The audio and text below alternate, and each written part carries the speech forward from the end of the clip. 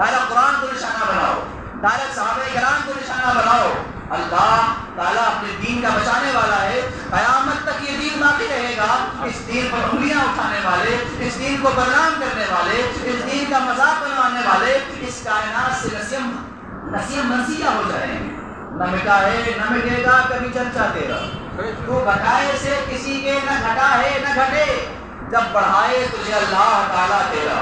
مٹ گئے مٹتے ہیں مٹ جائیں گے آدھا تیرے، نہ مٹا ہے نہ مٹے گا کبھی چرچا تیرا۔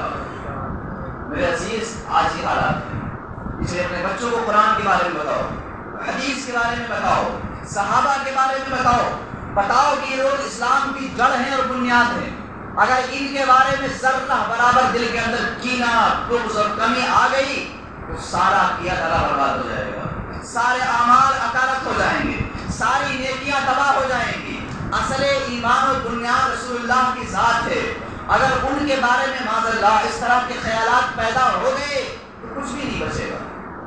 میرے پیارے بھائیوں اور عزیز ساتھیوں اور دوستوں، رسول اللہ صلی اللہ علیہ وسلم، میرے آقا نے حضرت سلمان فارسی صحابی، بڑے مشہور صحابی، سلمان فارسی کے منہ میں حضور نے اپنا لعاب ڈال دیا۔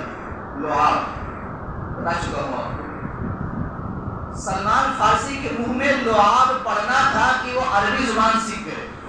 جن کے لعاب کا یہ حال ہے وہ نبی ان پڑھ ہوں گے، ان کو پڑھنا نہیں آتا ہوگا۔ کتنی بڑی جرات کی بات ہے۔ میرے آقا کو اللہ نے امی بنایا۔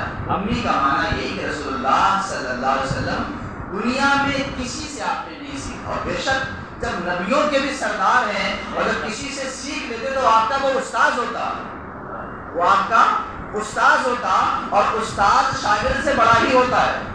اور کائنات میں مخلوق میں اللہ کی پیدا کی ہوئی چیزوں میں نبی کے برابر بھی کوئی نہیں ہے، بے شک۔ تو یہ نبی کی عزت کی حفاظت ہے کہ تم کسی کے بارگاہ میں نہیں بیٹھو گے، تم کسی کے پاس پڑھنے نہیں جاؤ گے، تم کائنات کے سردار ہو۔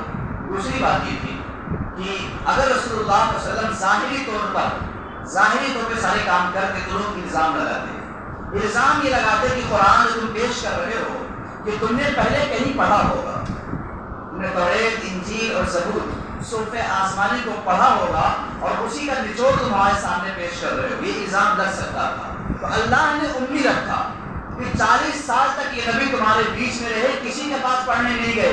اب اگر اپنی زبان سے اتنی فصیح و بلیغ انداز میں یہ ذکر کر رہے ہیں تو تم جان لو کہ ان کا سکھانے والا، ان کو بھیجنے والا کون ہے۔